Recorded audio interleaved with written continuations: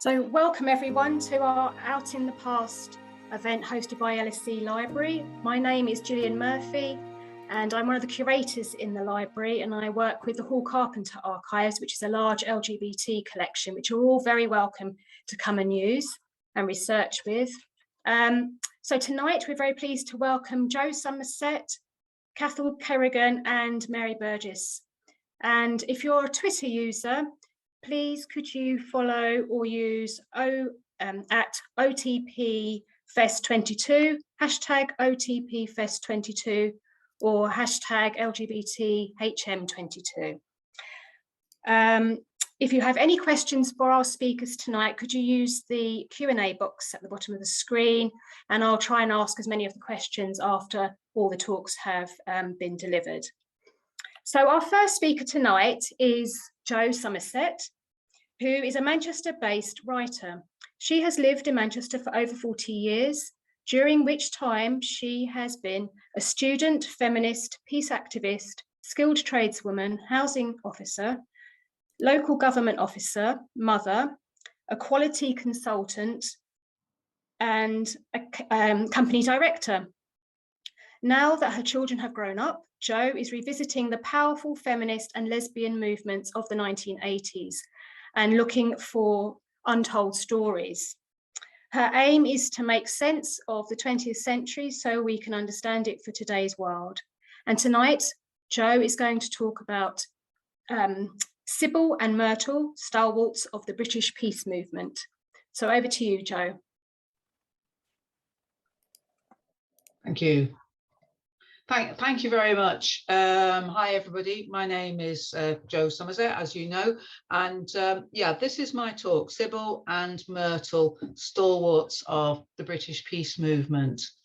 Not many people will have heard of Sybil Morrison and Myrtle Solomon, but actually, they were ardent pacifists and campaigners for peace during the middle of the last century. And they were also lesbians, not a couple, but very, very close friends. So I decided to do some research into their lives and I'm asking three questions during this talk. The first one is, what was these two women's impact on the peace movement during that period? Pre-1980s actually, and secondly, was the fact that they were lesbian a hindering or helping factor, or did it make no difference at all to the effectiveness of their work? And lastly, to what extent did their work and their role as women in the peace movement pave the way for the mass women's peace movement that started pretty much in the or that came to be a mass movement in the 1980s.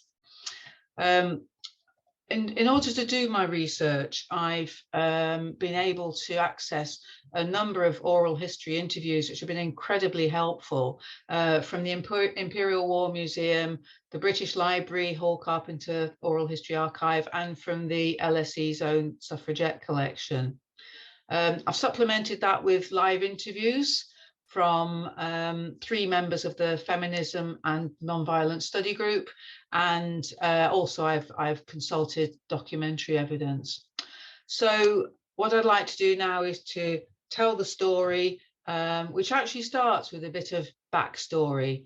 I was going to start with Sybil because actually she was nearly 30 years older than Myrtle, and both of them came to pacifism after, or as a result of their experience of World War, what they witnessed. And for Sybil, it was World War I. But even before the war started, she was a campaigning suffragette. She was too young to take part in the illegal actions that landed suffragettes in prison, but she did everything else. She worked in the office, she leafleted, she sold the suffragette magazine on the streets, and she heckled at meetings from which they were frequently physically thrown out. Towards the end of World War I, she actually was revolted by witnessing some jubilant crowds who saw a German Zeppelin coming down in flames over Hertfordshire, and she felt that why were people, ordinary good people, crowing about the fact that there were about 60 German soldiers inside being roasted alive, as she said, and it turned her off any kind of pro-war sentiment that she had. So she became a pacifist. And during this time, the first women's peace organisation, the big one, was created, which was the Women's International League for Peace and Freedom, which Sybil joined later, and actually much later in the 1950s, she became its chair. Now, after the World War I, Sybil she got involved in some more women's equality work and kind of drifted towards, or found out about, the peace movement through the initiative by the Reverend Dick Shepherd, who set up the Peace Pledge Union in 1934. And specifically, he invited young men to send him a postcard with this pledge on it: "I renounce war and I will never support or sanction another." He was inundated. They had 100,000 postcards, and from that the organisation was born, which carried on as the major peace campaigning organisation right through the Second World War and beyond, and in which Sybil and then Myrtle were involved.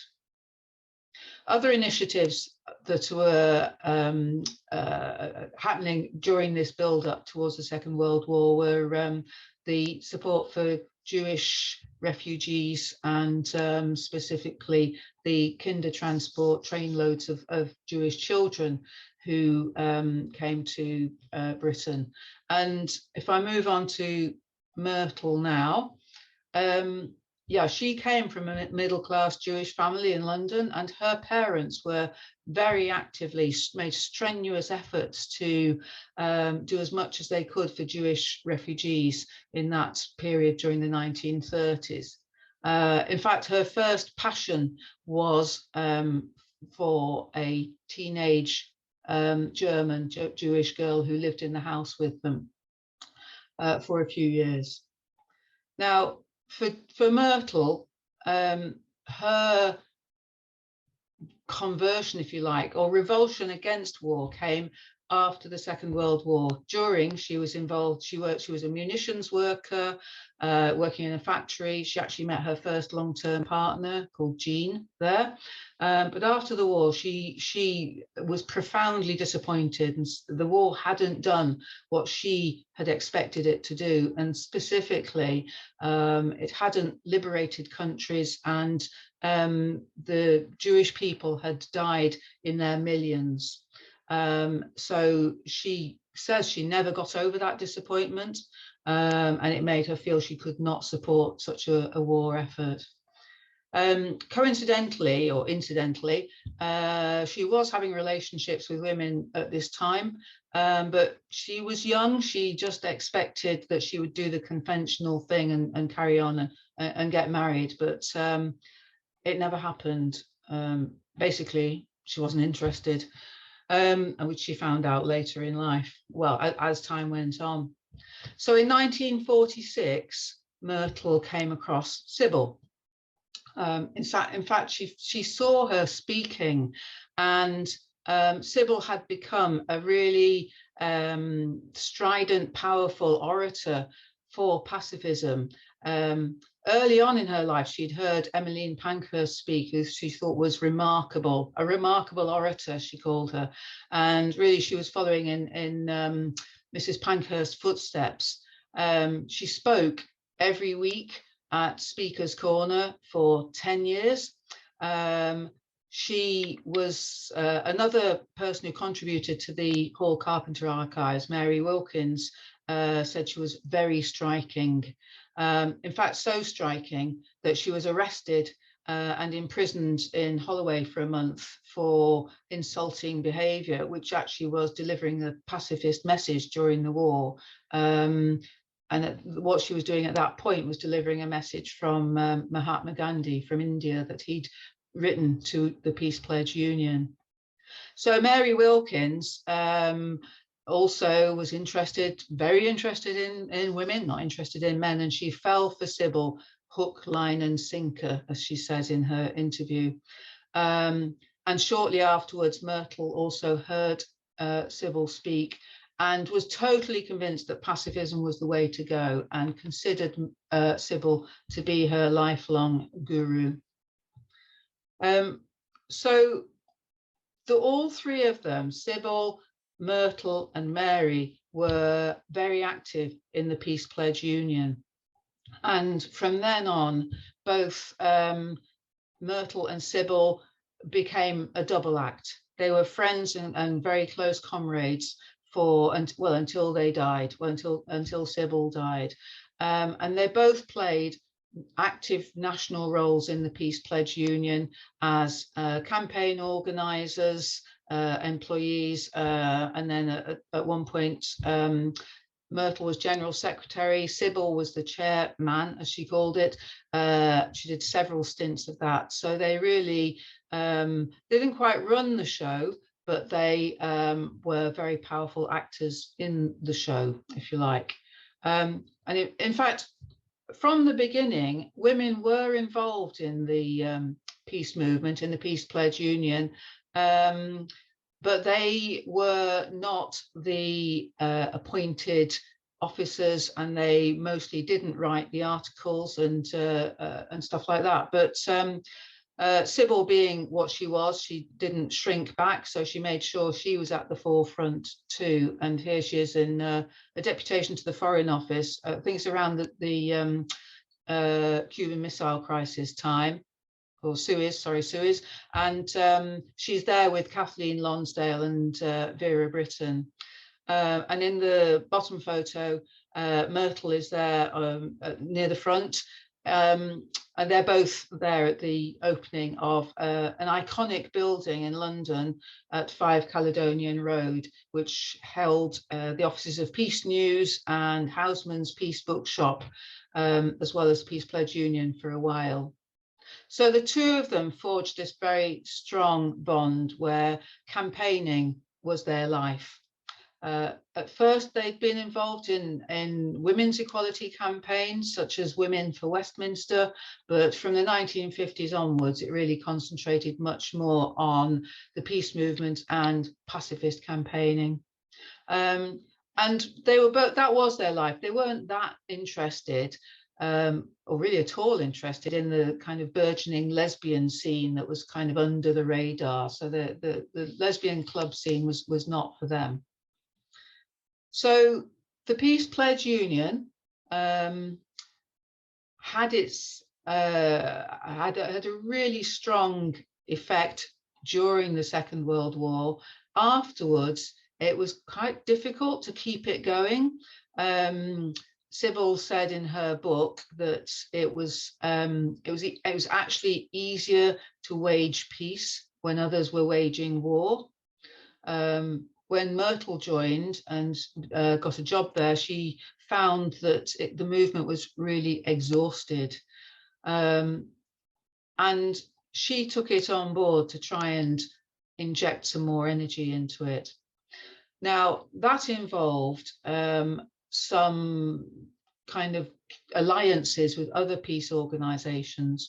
During the Cold War, a lot of PPU members had deserted, that's how Sybil saw it, had deserted the organisation and anti-war politics in favour of campaigning against nuclear disarmament. And Sybil was devastated that people were not following the pure pacifist principle of being against all war. She didn't see any point in being against a particular missile system, weapon system. But yeah, Myrtle was much more pragmatic. She managed to work with other peace organisations to mount effective campaigns that were going on at the time about the Vietnam War, about military involvement in Northern Ireland, and about violence in South Africa and the struggle for justice there. So you could say she sort of modernised it and to some extent, left her friend behind, or took the lead on all of that. So there we go. That takes us up to the 1960s, late 60s. And when I came across a dilemma in my research, because I was thinking, well, what history am I trying to tell here? What I started off doing was a sort of traditional feminist approach, looking in the hidden from history kind of mode for untold stories of powerful women, of these two powerful women who deserve to be in the limelight and have their place in history publicized. And similarly with LGBT heroes, you know, finding them and putting them on a pedestal, like the picture of Alan Turing here. But in the modern times, we want stuff to be more nuanced. We want a more rounded kind of history. We want to know more than this one-dimensional kind of thing about, oh, they were great, full stop. And when I came across the oral history interviews and the subsequent book, Inventing Ourselves, that were held at the Hall Carpenter Archive, I was quite shocked, because I was discovering things about these women that I had never known, because it was about their personal lives. So now I had to look at, was I investigating stalwarts, or was I going to tell a story that was actually warts and all? So I had to think about this quite closely, because there are issues about outing public figures. Do they not have a right to a private life, which is what they chose, or what they had anyway during their lifetimes? But the kind of wall of silence that surrounded lesbian lives in those times, it was breached by these interviews, because these interviews were being done in the 1980s, which is after the time that people were able to be much more open about lesbian sexuality and lesbian relationships. And I discovered that they led quite turbulent lives. Myrtle said that when Sybil discovered she was a lesbian, which was around the age of 40, she went wild. I'm not quite sure what that involved, but she certainly didn't keep quiet about it, or you know, let's just imagine. And Myrtle herself was certainly non-monogamous. Mary Wilkins tells us a lot about this. Mary started off being Sybil's lover, and after a while Sybil threw her over because she was interested in Myrtle, but that never developed into a sexual relationship. But the two of them lived in the same house, upstairs and downstairs flats. But then Myrtle got involved with Mary for 25 years, the last 25 years of her life. So there was a kind of weird kind of ménage à not quite trois there. So then I had to really think about respect for their privacy versus respect for our own LGBT community history past. Very quickly, Myrtle, she said she never really hid it or broadcast it, and Sybil said that any silly idiot could have realized she's lesbian. I think I must have been a silly idiot, because I met them when I was 16 and I never realized, and it would have been nice to. But anyway, back to the story. Women kind of ran the peace movement. Men, the usual story, men were in leadership, women did the work, and a prominent member of the male leader in the peace movement recognized that not to recognize women's contribution was to devalue their work. This was a big realization for them. Even Peace News was not immune to the exploiting female bodies to get their point across. And at this point, in the whole of the left, women got really fed up of being subservient and having their voices not heard. And this was equally applicable within the peace movement. So in 1975, there was a big conference for the War Resisters International, organised every 3 years. In 1975, feminism and gay liberation were very much on the agenda, which led to a further series of conferences where women were getting together for the first time internationally to discuss issues of non-violence and militarism and opposition to armaments. Now, Myrtle was elected chair of the WRI at this in 1975. So this was really a pivotal moment. It opened up a space for gay and women's equality to then become part of the broader peace agenda. And for the next 10 years, she worked on this, and her approach was always to talk about looking at the causes of war as well as the being against war itself. And as part of that, she developed a strong internationalist approach to trying to make sure that the organisation that she headed up truly had sections in many different countries throughout the world, and that the non-violent community and others understood that pursuing non-violence meant understanding that warlike states had really worked to the detriment of people from poorer countries. So what's this got to do with the women's peace movement as it developed in the 1980s? Both Myrtle and Sybil were very, quite adamantly anti-women's lib, as they called it. Yet pacifists have been demonstrating at US air bases since the Second World War, and it's worth noting that the Women's International League for Peace and Freedom is the oldest peace organisation in the world. So is there a disconnect or is there continuity? One commentator has said that the fact that at both moments in the 20th century, when the women's peace movement was very active, it was huge, was that early 20th century and then the 1980s. At both times, there was a very strong women's movement that kind of fueled that activism. And I think they've got a point there. The modern, if we could call it, the 1980s and onwards, peace movement used the same tactics as the suffragettes had used, of breaking the law in order to gain publicity and public attention and get their message across. And actually, Sybil never changed her view, but Myrtle did. She asked questions and she finally eventually understood where it was that women were coming from, and acknowledged that Greenham Common received the amount of support and publicity it did precisely because it was a women's movement. So that's a quick run through, really. I've tried to give some background and some information about Sybil and Myrtle.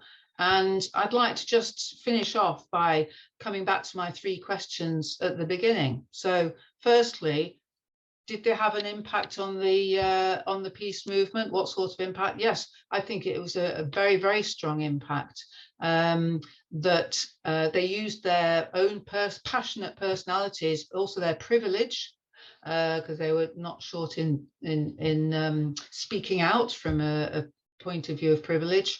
And Myrtle is credited for saving both the PPU and the WRI from disintegration at points when they were in danger of falling apart.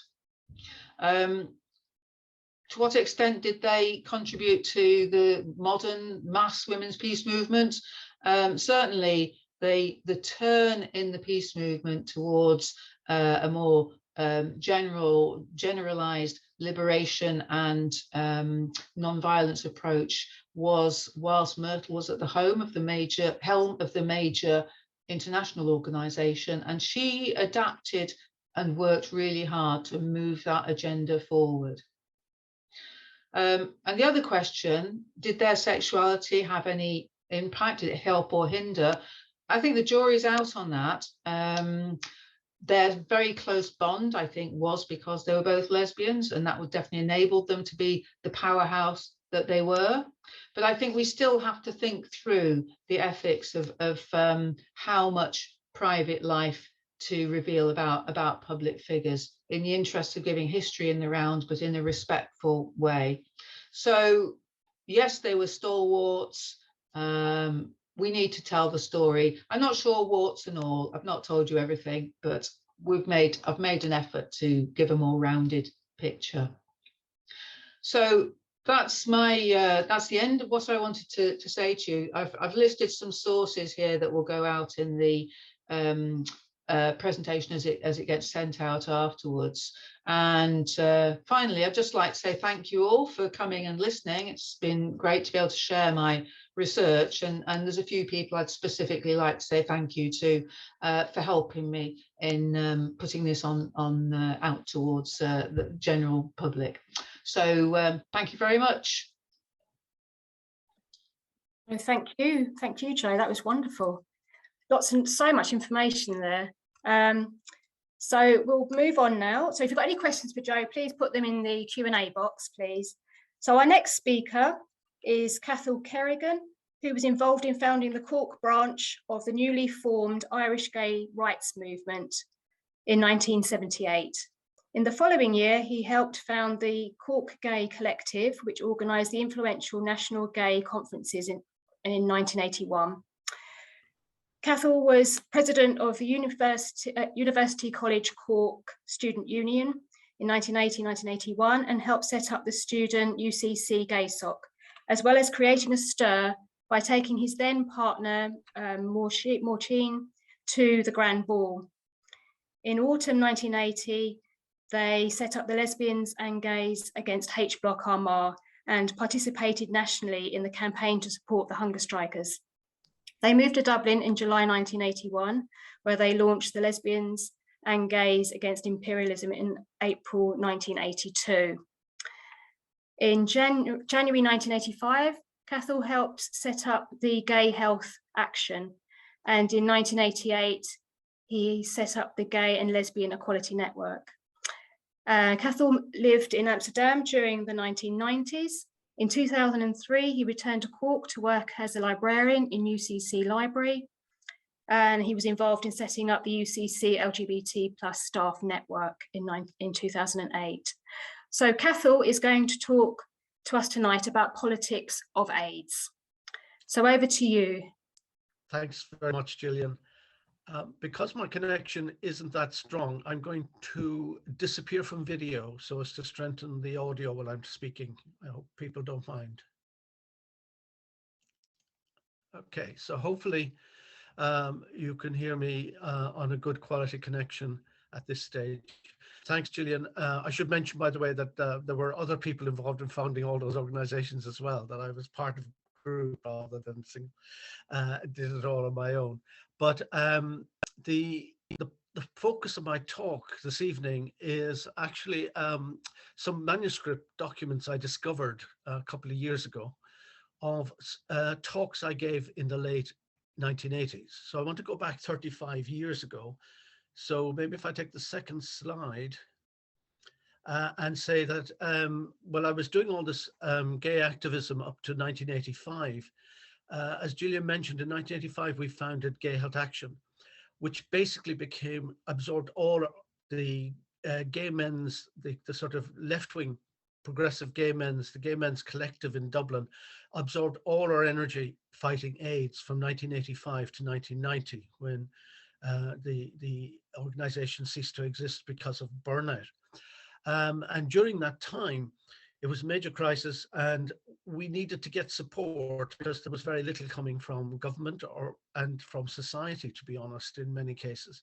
So in doing lots of activity, campaigning, lobbying the government to try and get action, which they wouldn't, get information out there, doing information leaflets for our gay community and the wider community about safer sex, doing workshops on safer sex, trying to get condoms into people's hands because condoms were illegal as such, or were limited to in Ireland, in the Republic of Ireland at the time. There was limited access to condoms, so we were actually importing them and getting them donated by Virgin, etc., and giving them away free in gay venues. So we were doing this kind of action around AIDS, but we also needed to have some kind of strategy, some kind of focus, like how were we going to deal with this?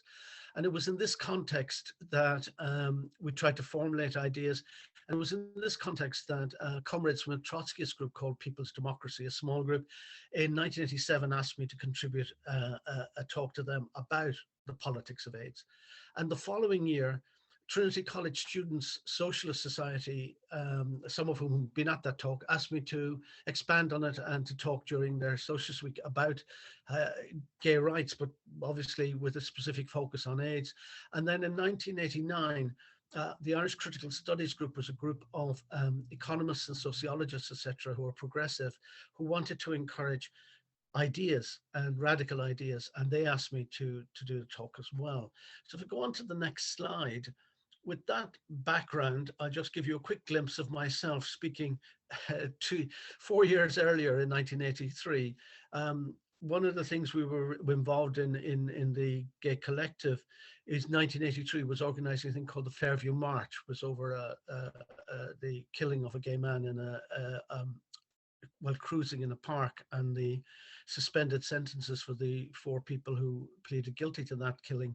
And we were organizing it. So here's me speaking at that march, and it has been called Ireland's Stonewall. So there are lots of, you know, histories at the background. And if we go on to the next slide, so it was from that background that I wasn't just coming as somebody who was a theoretician or an academic. I was coming as somebody who was an underground activist, political activist, a left-wing or a Marxist, trying to work in that situation.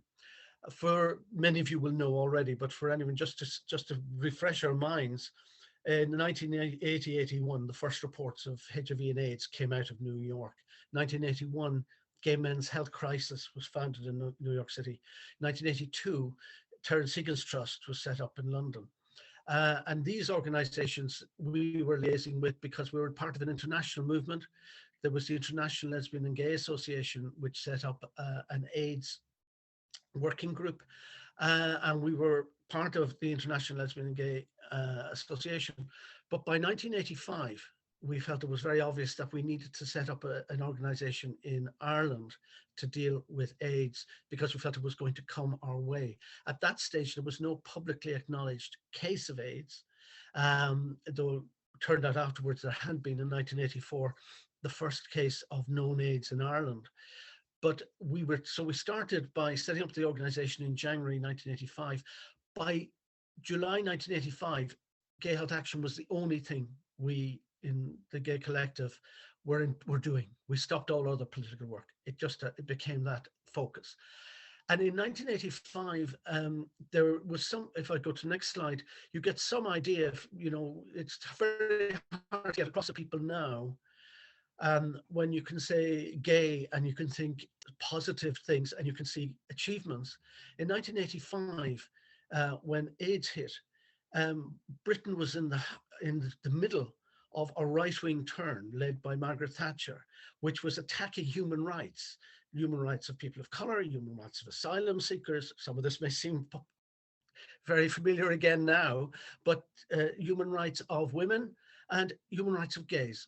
And in that atmosphere, the English tabloid press in Fleet Street just had a field day, and they had no limits. There was no sense of fair play, etc. And you can see some of the crazy headlines here. And you might say, well, you're in Ireland and this is in London. Well, the problem is that we in Ireland are very close to England for historical reasons, but also linguistically. We receive English television programs Irish people follow the English soccer leagues and follow teams like Manchester United with a passion. So, and the British tabloid press has a large uptake here in Ireland. So it has a huge influence on opinion forming, and particularly among working class people. So that can be a very big problem. If we go to the next slide, you'll see that in 1987, when I was trying to write The Politics of AIDS and that, when I got the invite, we were living in a world of very real prejudice. Now, in Ireland, that prejudice was legal. There was a law that it was still, well, in 1967, in Britain, there had been a reform of the homosexual law. The same law, which was part of our British imperial history when we were a colony of England, this law was still on the law books in Ireland. There was huge prejudice against gay people and homosexuality. We set up Gay Health Action. We did not even, when we wrote to the government, we did not even get acknowledgement of letters for the first 2 years. We were refused all funding.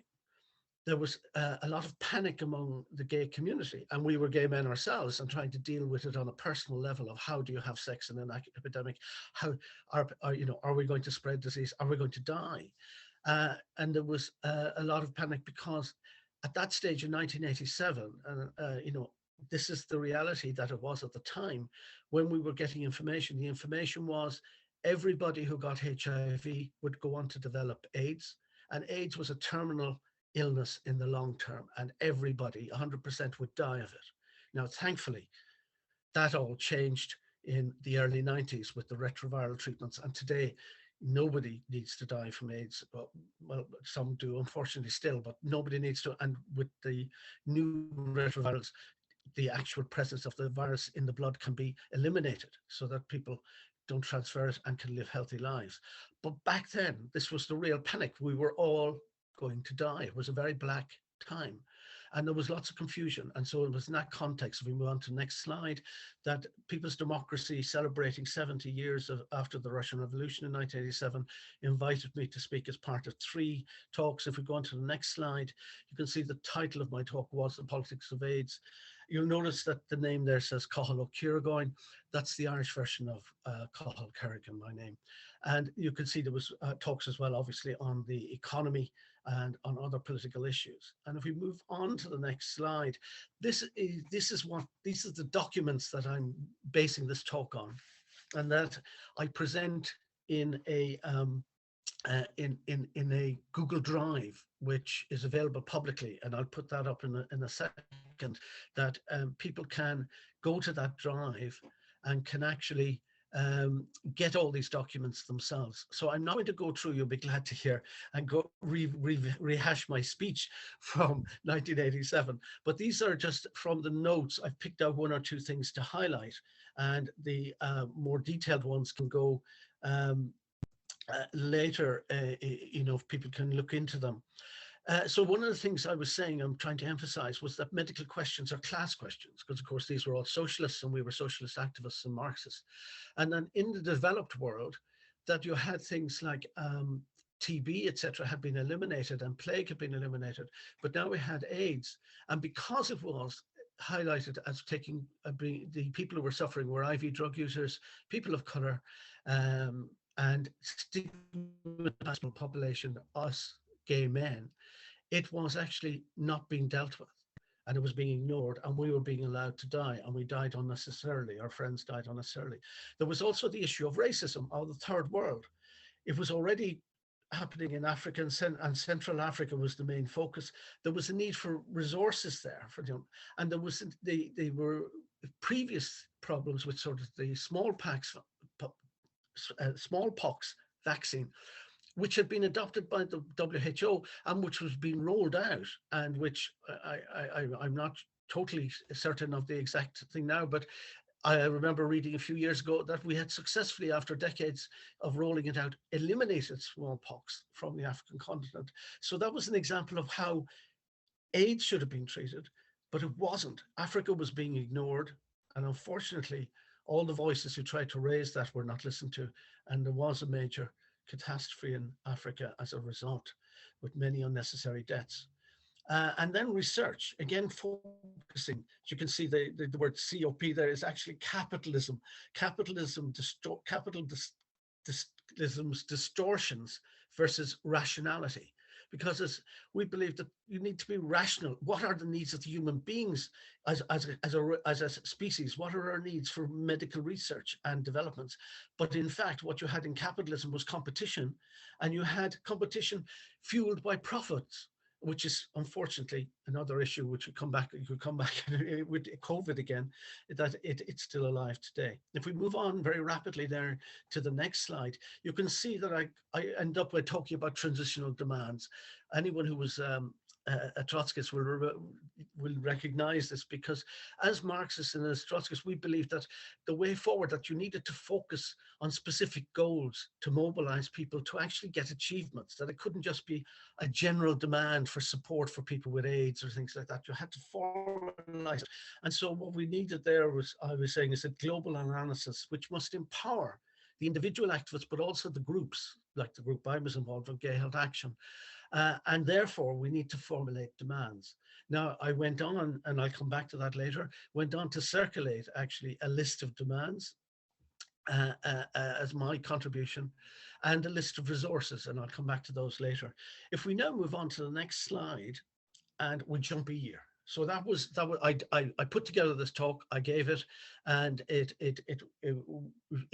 was well received, and we continued the big struggle on the day-to-day of the activism. And then the following year, the TCD, the Trinity College in Dublin, their Socialist Society, Student Socialist Society, invited me to talk, and the title was actually, and if we go to the next slide, Socialists and Oppression of Lesbians and Gays. It's at the bottom left there. As you can see, I was speaking at lunch hour on a Wednesday. And again, if we just take a couple of points I made then, just to get a flavor of where we were going. If I go to the next slide, you can see here that AIDS is central to this move. And the move I'm talking about is saying to them, look, that the reality is that while AIDS doesn't directly impact a lot of lesbians, nonetheless, lesbians are being attacked because of their association with gay men, and we're all being attacked because of AIDS. So that support for lesbians and gay men in 1988 meant support to actually help us tackle AIDS, because that had become the weapon that was being used to push us down and push back against our rights. And you can see here, I talk about Britain, where clause 29 I have down there, it became clause 28 later, but it's the infamous clause which Margaret Thatcher and her education spokesperson brought in, which was that making it that it was propagandizing for a teacher to mention the word homosexuality in a classroom, and to do any information, to present information, was to actually propagandize. And unfortunately, again, some of you may say this sounds fairly familiar. Isn't this coming from Hungary and Poland right now? Unfortunately, the right just keeps coming back, and you have to keep fighting them everywhere. So clause 28, the other one was you can see that the repeal of lesbian and gay, of gay rights legislation. And this was happening in other areas in Britain, that the Conservatives, Tory right, were chipping away at that. And another way that it was happening was there was a thing called the Alton Bill. Alton was an MP who produced a text which was actually attacking abortion rights in Britain. So I was saying that these were happening there. In Ireland, I didn't need to tell people, but I should mention it here, that in Ireland, as I mentioned earlier, we're dealing in a situation where we had limited access to condoms. You could only get them in chemists, and then proving that you were over the age of 18.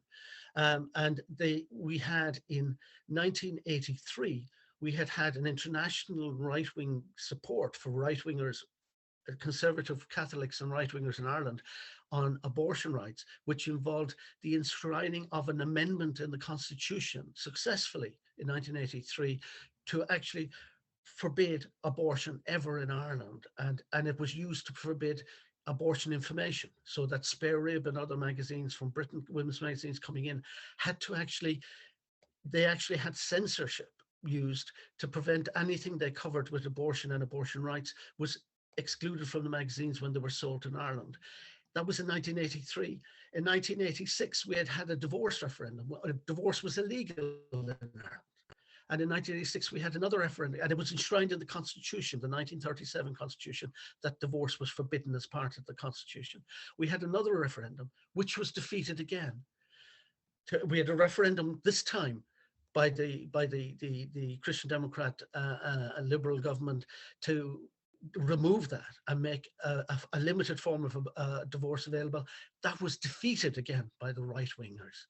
And we had other legislation defeated. So we in Ireland were in the Republic had been, and I was part of this, we had been part of a series of defeats.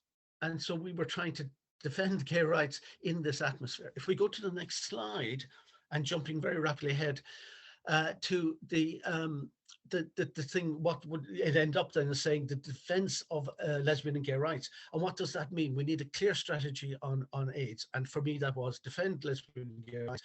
We must insist that the government provides funding, fight stigmatization and discrimination of gay men, because insurance companies were now discriminating against anybody who had a HIV test, etc. And it was a major problem.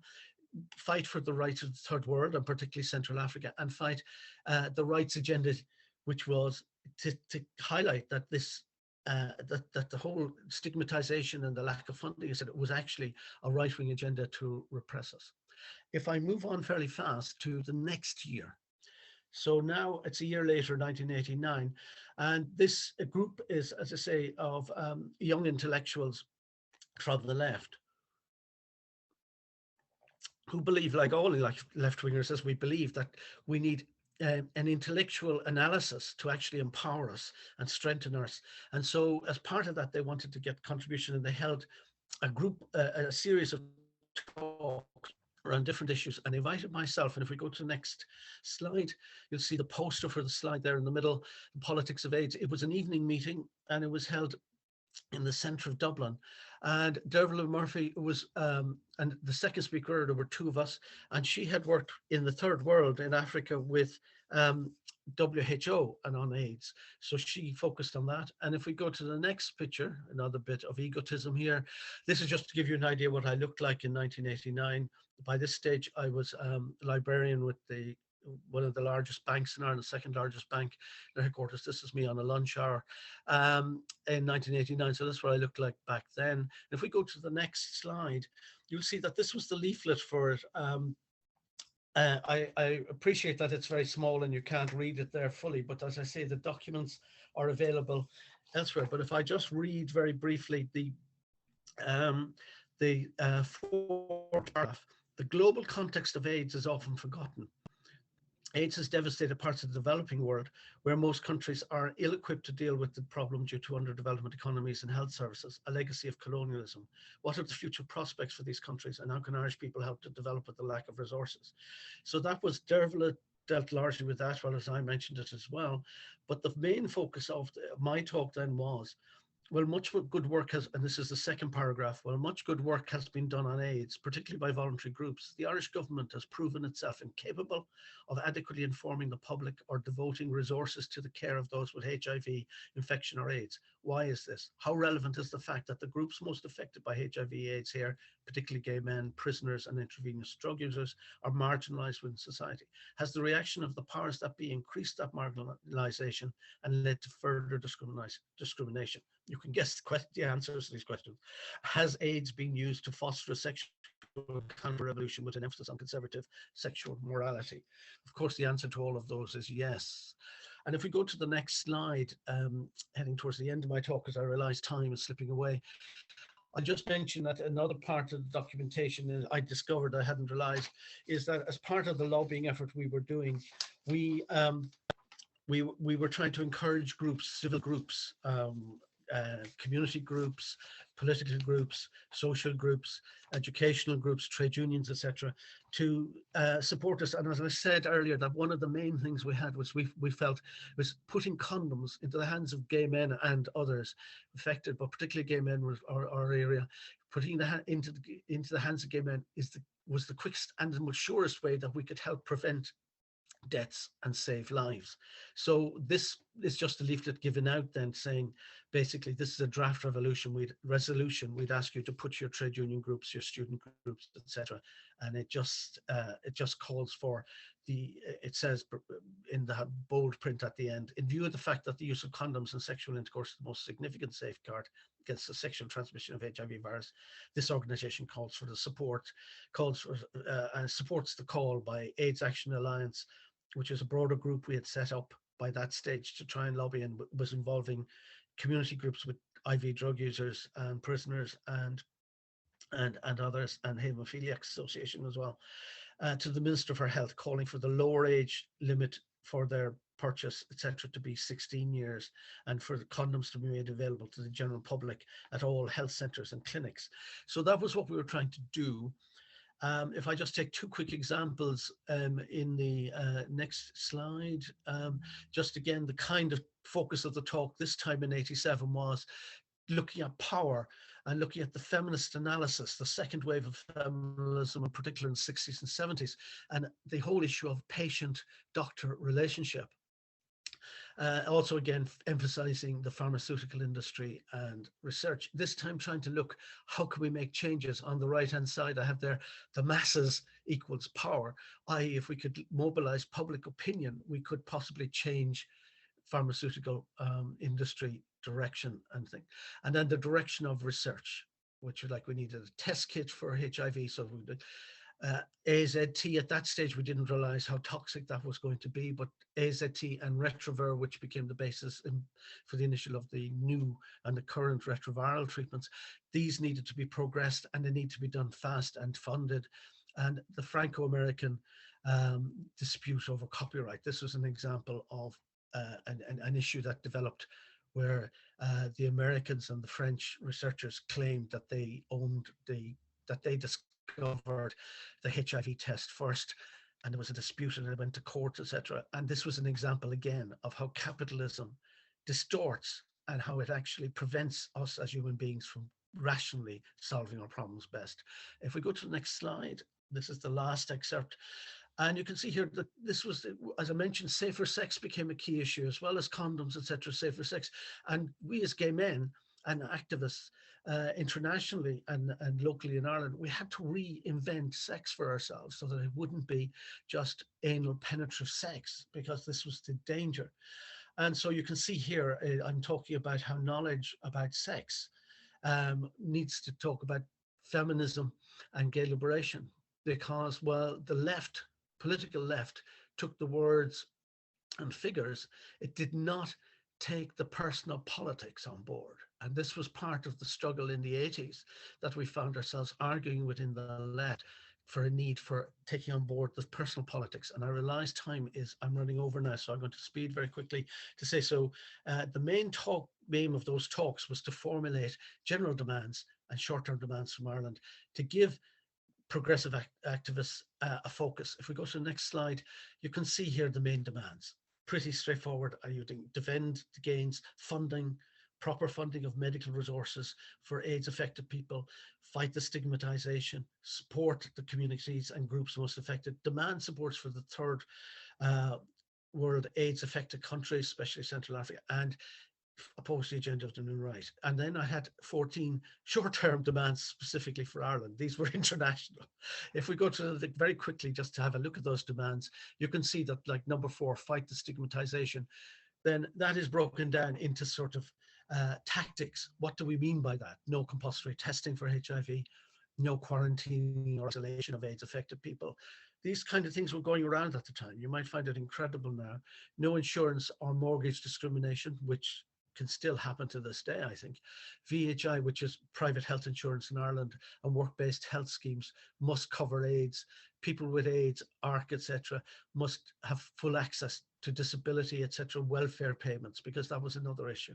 If we go on to the next slide, you can see again that the demand for third world here is expanded to talk about cancellation of national debts, funding from the first world, etc., proper trade agreements, and no discrimination against immigrants and asylum seekers and students. If we go on to the next slide, you can see some of the Irish ones. I won't go in here in detail, but you get the idea again, promote condoms, etc. Go on to the last one there, you got rights of children with IV drug users, the HIB's Health Education Bureau, which had produced a bad leaflet, and we needed it. That was the other problem. When they did do things, they didn't do it well. So speeding on just to the last couple of things, if we go to the next slide, there was a resource list handed out then, which had 33 items, books by Dennis Altman, Cindy Patton, who was very particular, important for me, and I think Susan Sontag, Peter Tatchell and others. And then articles, you can see the range of magazines. So it's all from the left, Class Struggle, Gay Community News was a general newspaper in Boston, gay newspaper, but International Viewpoint was Trotsky's publication, Labour Research, Lesbian and Gay Socialist, Marxism Today. Unfolded Republican News was the Sinn Féin Republican newspaper, and Radical America and Rights was another one from Toronto. And the last, next slide, the last couple, just give you an example. Cathal, I think I'm going to have to interrupt you there because time is running. I think we're running out of time. So I'm really sorry. Thank you very much. Not at all. Apologies for running over. No. Okay, so thank you very much. And we're going to, so if you've got any questions, do put them into the Q&A box. So our final talk is by Mary Burgess, who is a local history researcher and author based in Cambridge. She writes and publishes books on Cambridge and also gives local history talks. Her day job is working as a local studies assistant at the Cambridgeshire Collection, Cambridgeshire's local studies library. She's now going to talk to us about LGBTQ history in Cambridgeshire. So over to you, Mary.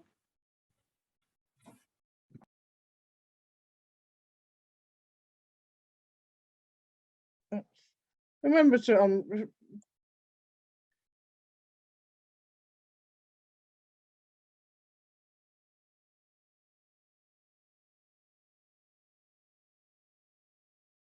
yeah, so I'm Mary Burgess, as you just heard, from the Cambridgeshire Collection. First of all, what is the Cambridgeshire Collection? We're the local studies department of Cambridgeshire Libraries. We're based in Cambridge Central Library, but we cover the county. We have books, 19,000 books from the 17th century to now, lots of photographs, millions of listed negatives, lots of those, over 19 local newspaper titles, parish magazines, newsletters, magazines, maps. Also, weirder things like advertising signs, jars of jam, ties, and rowing oars. What do we hold that's queer? Well, we've got newspaper cuttings. They go back from the 1970s to the present. They show the big changes of public opinion and knowledge that have gone on. You don't need to explain to people what the rainbow flag is for now. Various different articles and periodicals and newsletters from various different local groups. Talking about more about that later. We've also got LGBTQ fiction set in Cambridgeshire. If anybody knows of any additional sources, they're very welcome to let me know. We're always interested in new stock. And we also try to collect biographies of Cambridgeshire LGBTQ people. To start with the groups, we're going to start off with CHE, who was the campaign for homosexual equality. The Cambridge branch of CHE was founded in 1970 to be both the campaigning side and the social side. They had, from the national office, they required to be refounded in 1982, the Just campaign.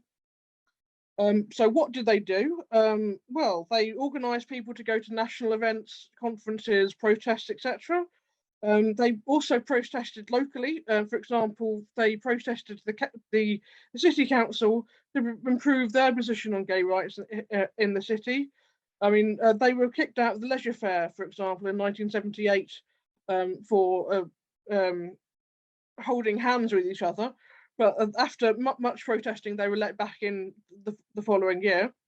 They tried to set up more other groups locally. For example, they set up in 1979. That's a small town to the west of Cambridge.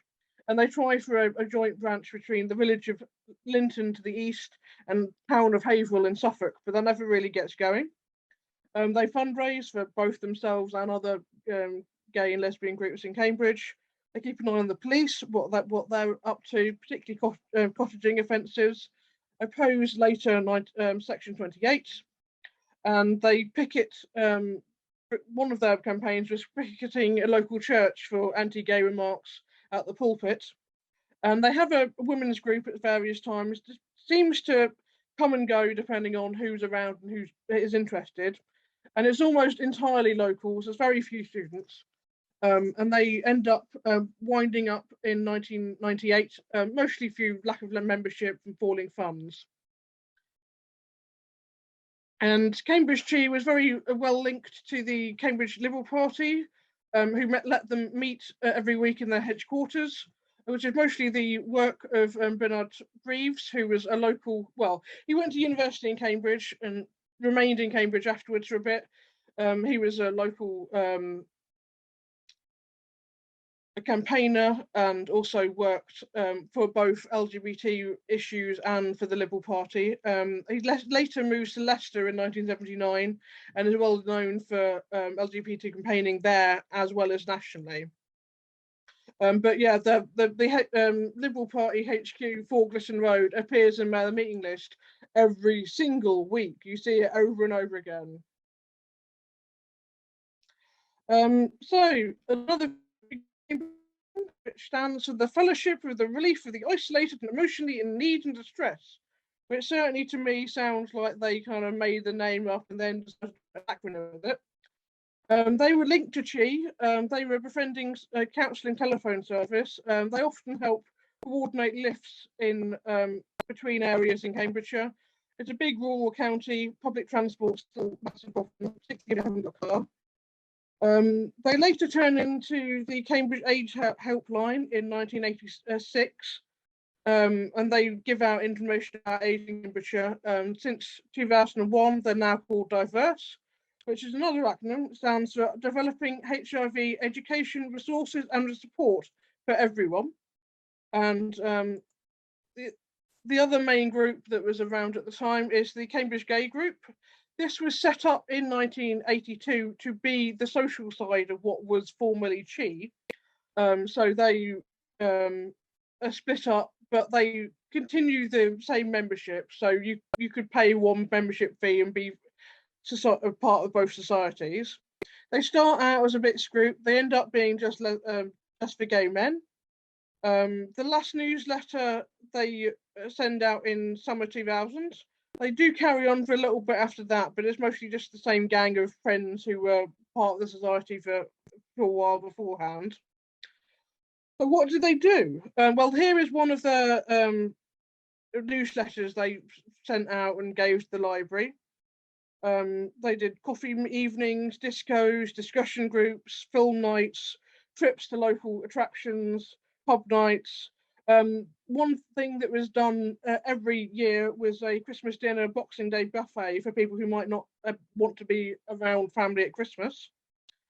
I have to say the front of the things always I find quite amusing. You can definitely tell by the 90s they were definitely a gay men's group. And then there's the campaign for the Cambridge Gay Centre. This was started between 1978 and 1981 to try and set up a gay hub for the city. It was supposed to be home to various different groups, social venue, the switchboard, etc. It was never realised, mostly because rents in Cambridge were very expensive. They're not any cheaper now, but the money was distributed that they raised to other LGBT groups and campaigns. And they never raised enough cash to actually buy a place of their own. The campaigning groups that you had in Cambridge was the Organisation for Lesbian and Gay Action, Olga. The Cambridge group was set up in 1988, was pretty much just there to campaign against Section 28. Was shut down in 1990 once the national campaign shut down.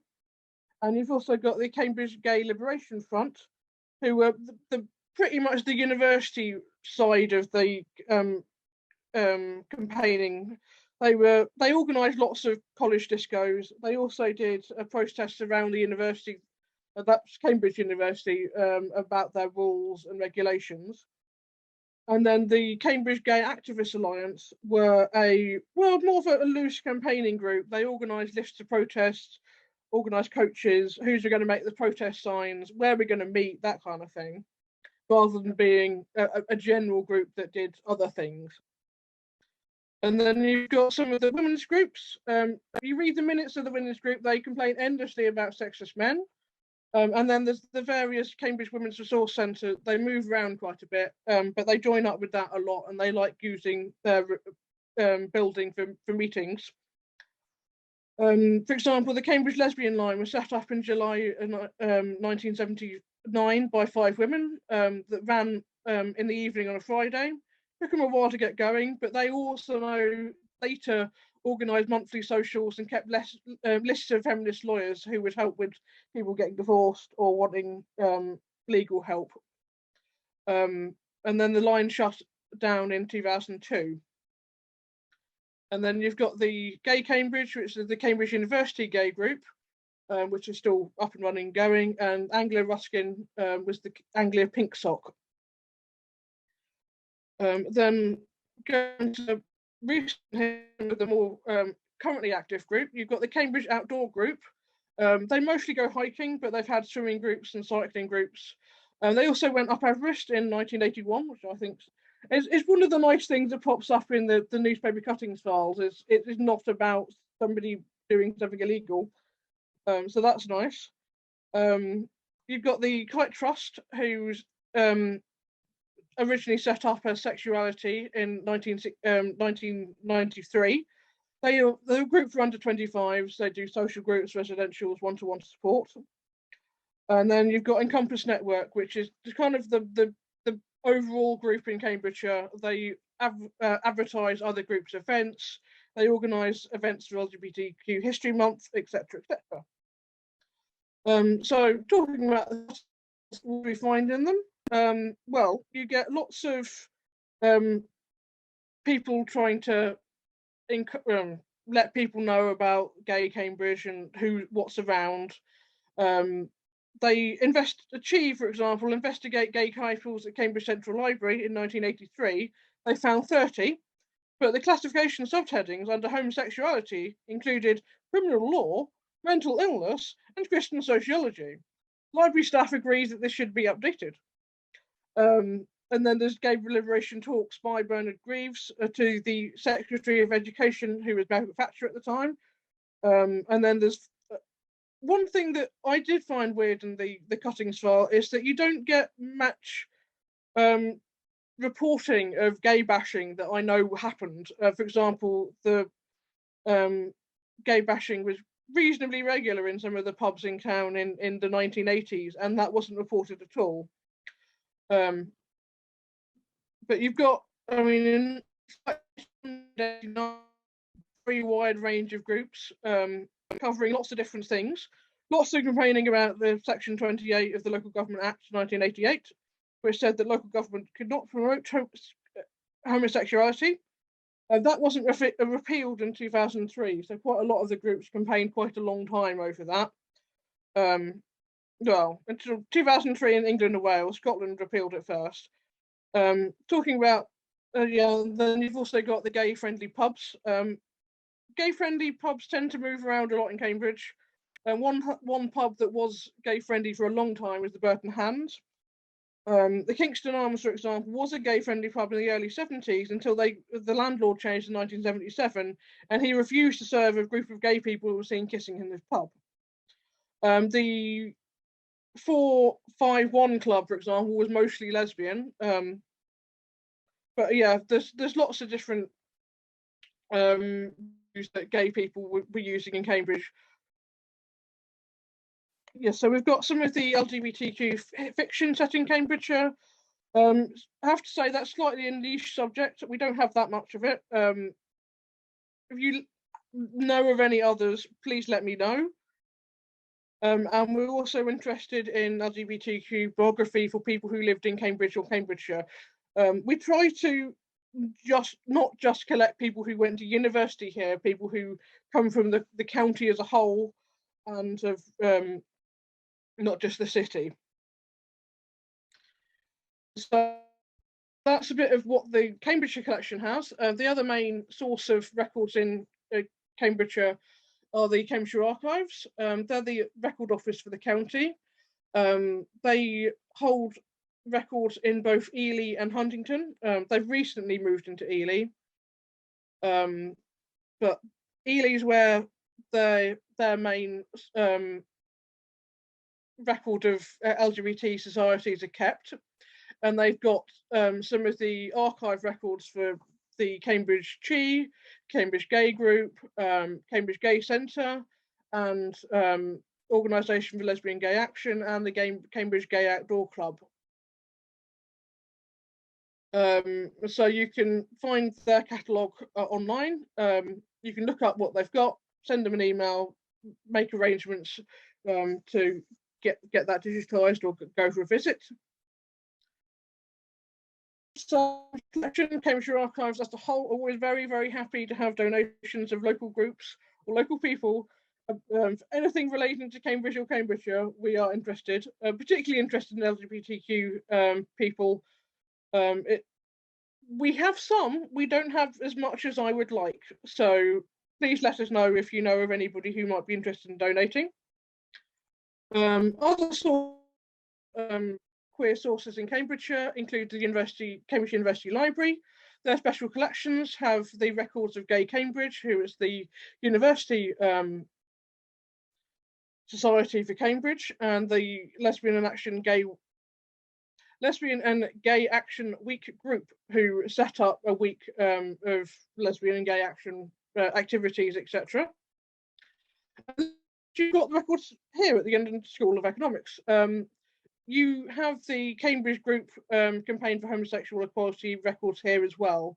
So hopefully that's given you a bit of a background on who else was active at the time. And well, you can see the wide range of material that's held here. And then, yeah, that's me. That's how you can get in touch with me if you'd like to.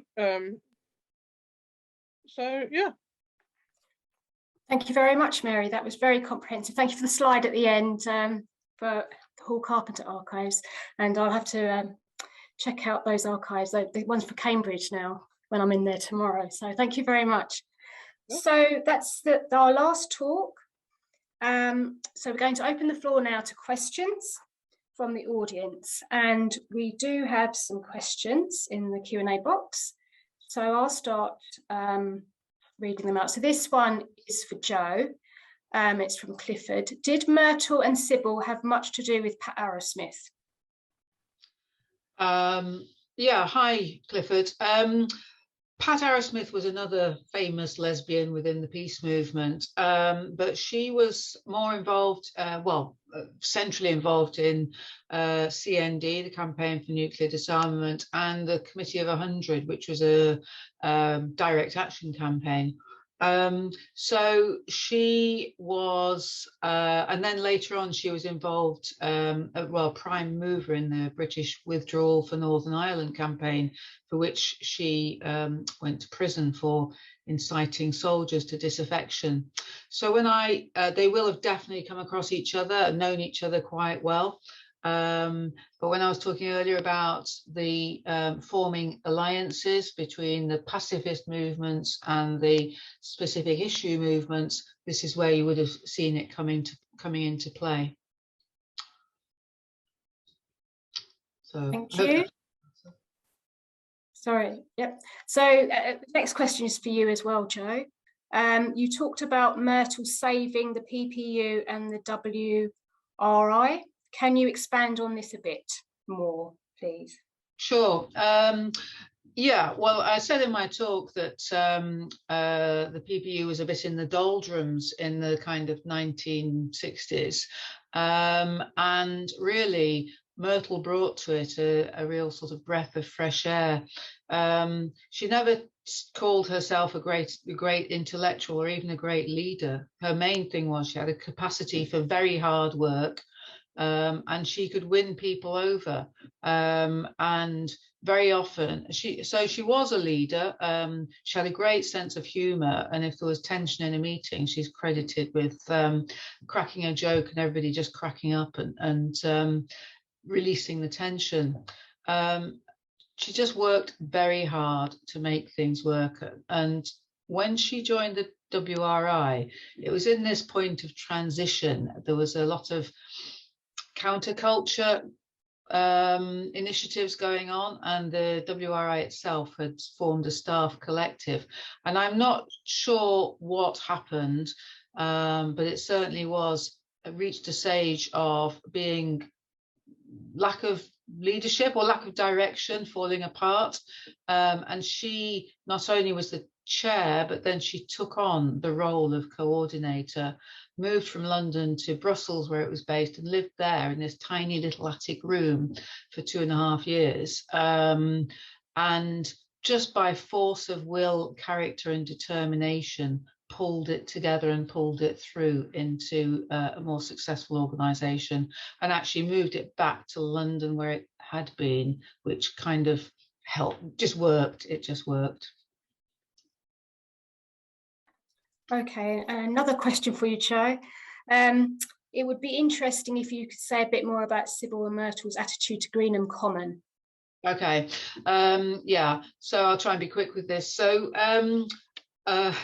Sybil, as I said, she was very anti-women's lib, and she actually appeared on television alongside Germaine Greer in the early 70s, and just thought she was found her deplorable, and refused to be introduced to her at the in the sort of kind of social bit after the TV program, because she felt that women's well, she just was not interested in doing men down, and you know, that was how she felt. That she felt that Germaine Greer was very anti-men, and I think she felt that in general about the feminist movement. And of course, there was quite a big strand that was, you know, so she wasn't with it at all. Myrtle, actually, again, I've emphasised her pragmatism and her flexibility, I suppose.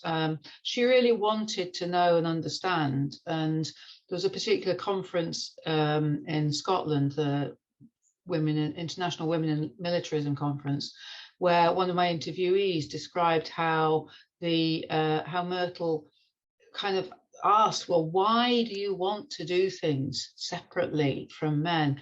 And she really listened, and at the end she went, oh, now I understand. And she still wasn't for it, but she understood the position and the perspective.